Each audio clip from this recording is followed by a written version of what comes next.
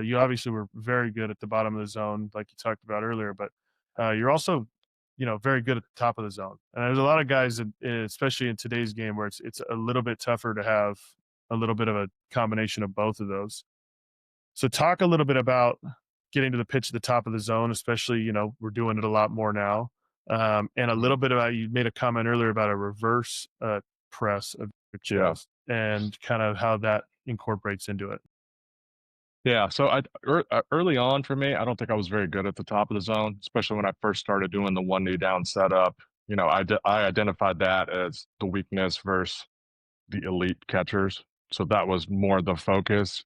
And again, back then we didn't really try to go up for strikes. It was up for chase with two strikes in my brain, and I think in every organization's brain, it's who cares? Like if they chase it, good. If they don't, let's move on to the next pitch and throw a slider down and away. Um, so I've kind of evolved after my first couple years of the one knee down and starting to think about as we realize we have high spin, rise, extension guys that can live at the top of the zone.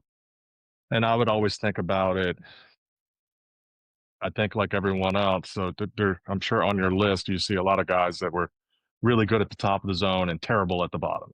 So I call them like heavy handers, like they're catching everything, but that's why they suck at the bottom of the zone because that's how they catch everything. So originally, I started doing that, and it would work sometimes. But honestly, for me, I always rewatch the games I caught like that night. Just that's how nerdy I am about receiving and everything. That I would Love it. watch it. Yeah, I would watch it that same night, and I'm like, gosh, that's just ugly. Like I don't care that he called it a strike. Like it's just ugly. Like I can make that look better. So it's turned into, and Sal was a big part of this for me too. This is more of one where you just catch it where it is, and we're just manipulating east and west. So like if it's high glove side for me, like I'm gonna catch it slightly more thumb up. That's in my brain. And I'm gonna try to catch a ball inside of it. So then as I actually catch the ball, which is actually here, I'm gonna be turned over on it in a normal catch, while also working it back towards the plate. Mhm. So then the same thing on this side.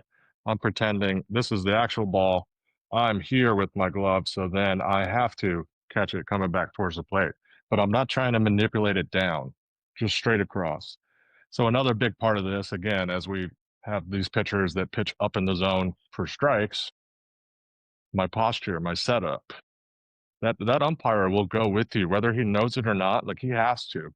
And especially when I was playing, a lot of the umpires would literally like be touching your shoulder or they'd be gripping around like your lats to feel where you're at. And then they're just kind of tucked in right behind your next to your head.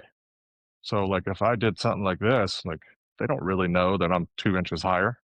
So I can kind of manipulate the zone so that I can expand the top of it a little bit. Um, so yeah, so then the other part of that is instead of being like more neutral with my press, I would be a little more vertical, but my legs would still be fired and ready to go. Because what if he yanks it down? I still want to get that low strike for him. If he goes any higher, we're not going to get the call. But I want to be ready to get that one that's towards the bottom of the zone. And that umpire, again, will kind of go with me as the pitch is coming because he's kind of attached to me. But you can manipulate the zone just by your posture and setup. Um, and the same thing applies inside and outside. You can push them a little bit more in on a lefty. You can push them a little bit more in on a righty. Just by your posture and angles, you can manipulate what it looks like to them.